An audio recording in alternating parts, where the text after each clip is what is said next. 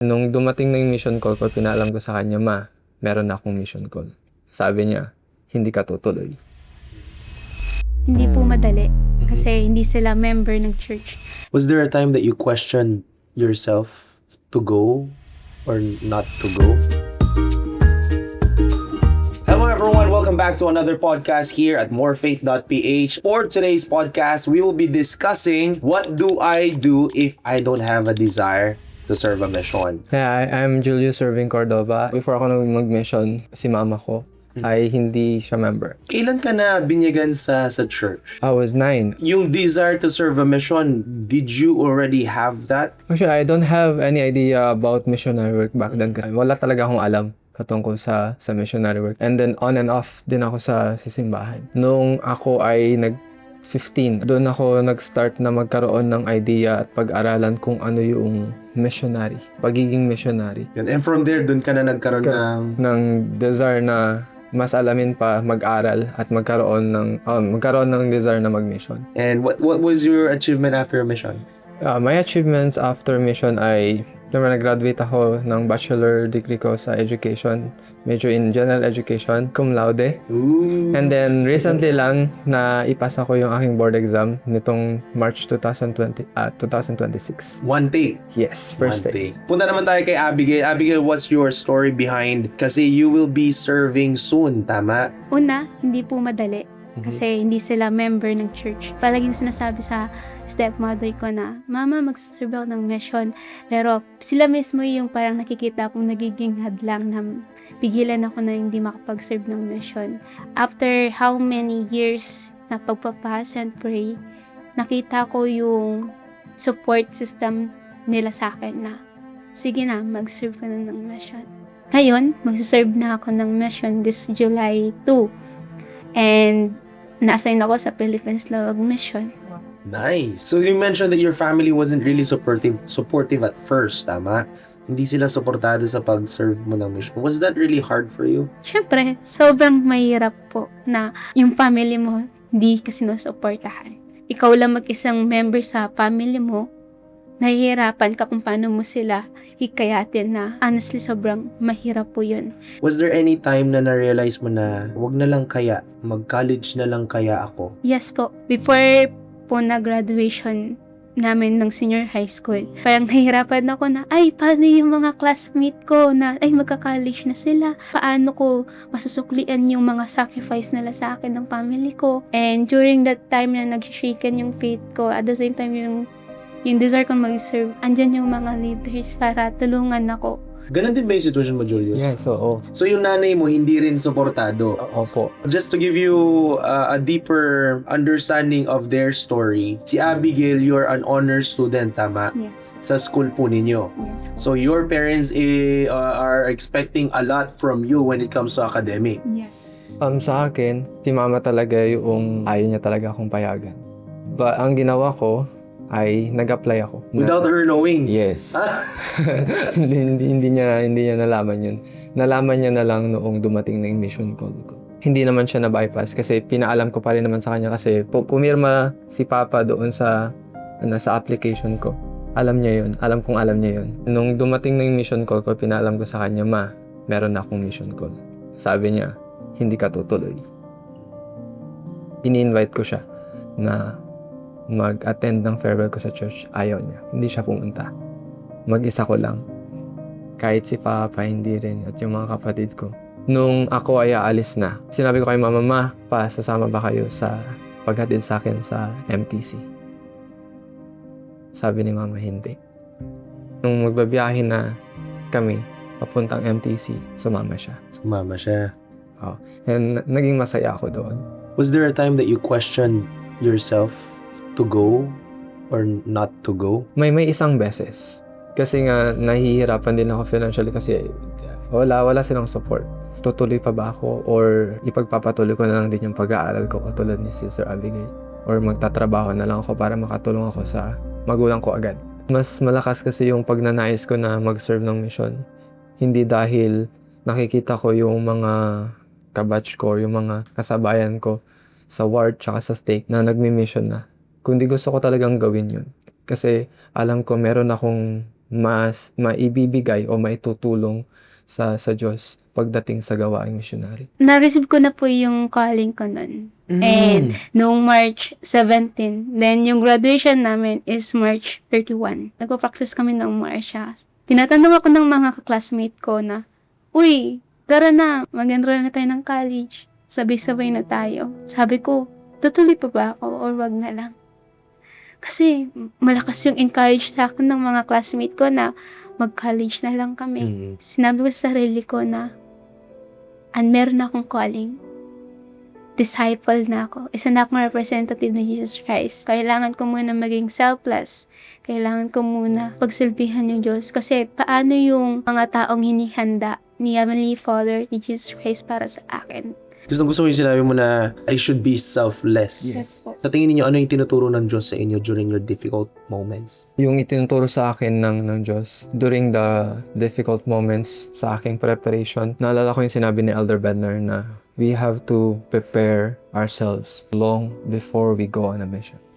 At yun yung isa sa nakatulong sa akin na pag-aralan kung ano ang missionary work. Kakabalik ko lang din sa simbahan at the time. Hindi ko pa alam kung ano ang missionary work. Nag-aral ako ng scripture. Sa mga pamamaraan na yon, natuto ako na malaman kung sino si Jesus Christ sa pamamagitan ng pag-aaral ng banal na kasulatan.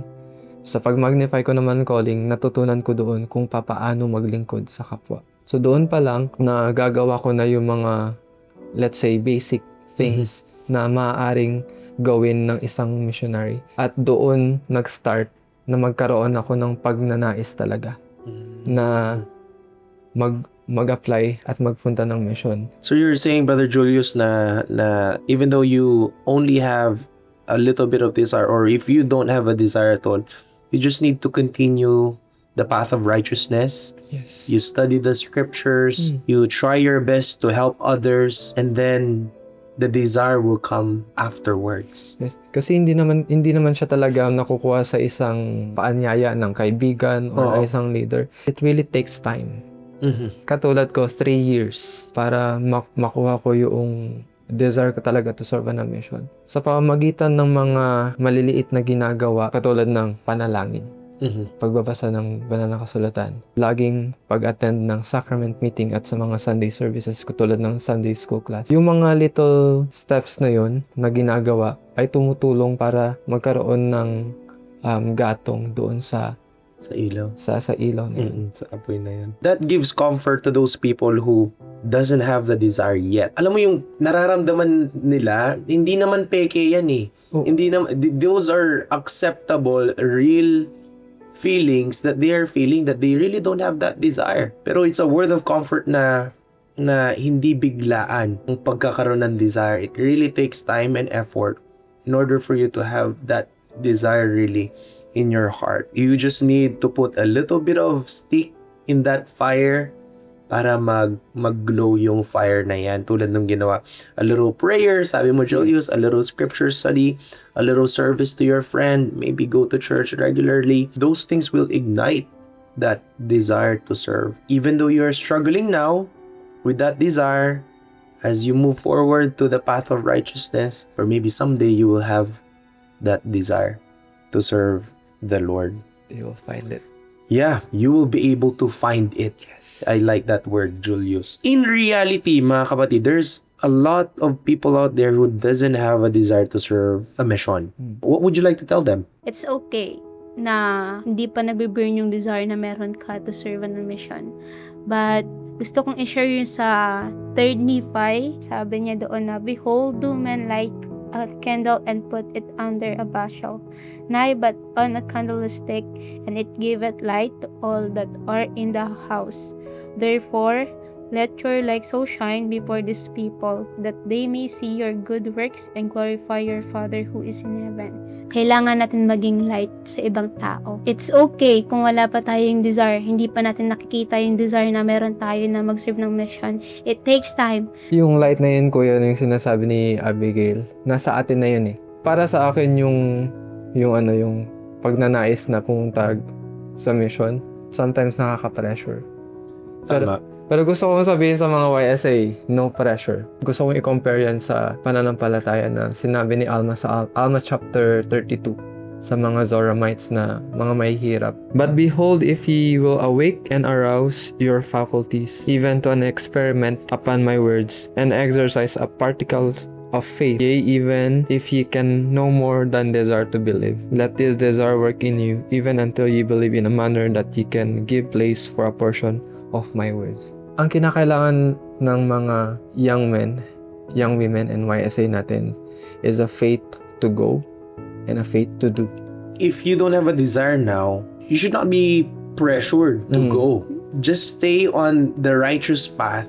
Try to do a little bit of a scripture reading. If you have time, scripture study. Pray a little bit more sincerely, and then the desire will gradually grow. Just for the background, Julius tsaka si Abigail, they are not the big people, or di naman sila sikat, di po sila artista. Yeah.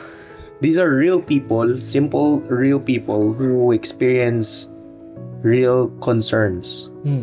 As a RM din naman po, no, ano po yung masasabi ninyo sa mga young women or young men na wala pa pong desire na pwede yung matulungan sila na mas ma-encourage po sila? To those who are sisters, your service is welcome. Yes. Sa mga boys naman, we are commanded definitely to serve the Lord. It is our duty. It's our duty. It's our mandate to serve the Lord. Pero there are some cases na talagang a man or ang isang young man, wala talaga siyang desire to serve, di ba? And yun ganun din sa young women, even though their service is welcome, they're still figuring out the desire to serve.